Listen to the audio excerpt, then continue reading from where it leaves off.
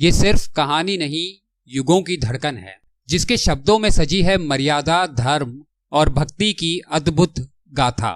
मैं हूं जितेंद्र राठौड़ और आप सुन रहे हैं उस आदि काव्य को जो युगों से हमारे जीवन को रोशन कर रहा है। हनुमान जी बहुत सारी पत्थर की शिलाओं को अपने हाथ में उठाए हुए समुन्दर में इधर उधर मैनाक पर्वत की खोज कर रहे हैं। तभी कुछ आगे समुन्दर में कुछ हलचल सी होती है और पर्वतों के देव मैनाक वहां प्रकट होते हैं। मैनाक हनुमान से कहते हैं कि पिछली बार तो तुमने विश्राम भी नहीं किया था और इस बार ये इतनी पत्थर की शिलाओं को लेकर कहां जा रहे हो? सब कुशल मंगल तो है?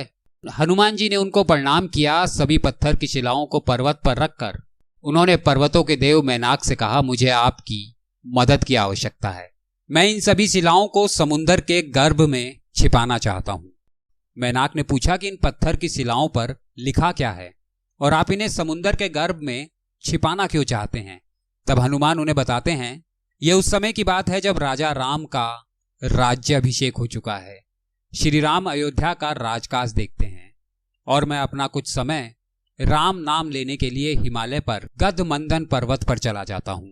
वहां प्रतिदिन राम नाम का जाप करते हुए इन पत्थर की शिलाओं पर श्री राम की कथा को भी लिख देता था और भगवान भोलेनाथ के चरणों में समर्पित करके इन शिलाओं को कैलाश पर्वत पर रख आता था।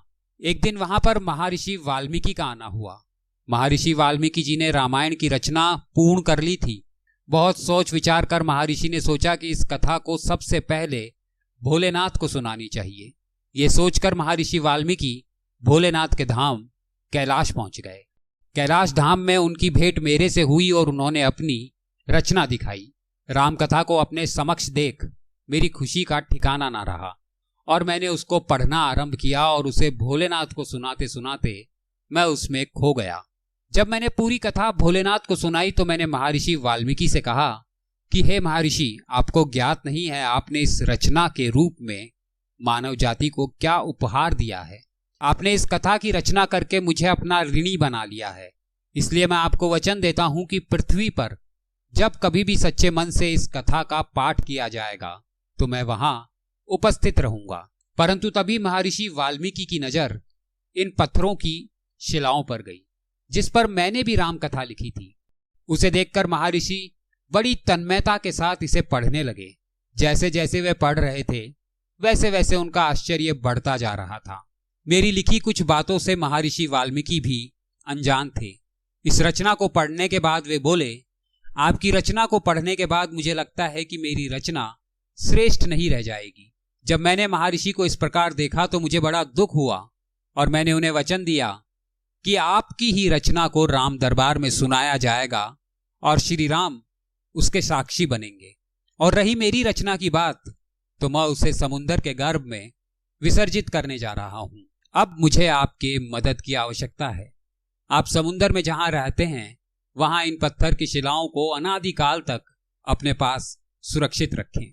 सभी पत्थर की शिलाओं को हनुमान जी पर्वतों के देव मैनाक को सौंप देते हैं। मैनाक हनुमान से कहते हैं कि मेरे मन की एक इच्छा है, तुम चाहो तो पूरी कर सकते हो।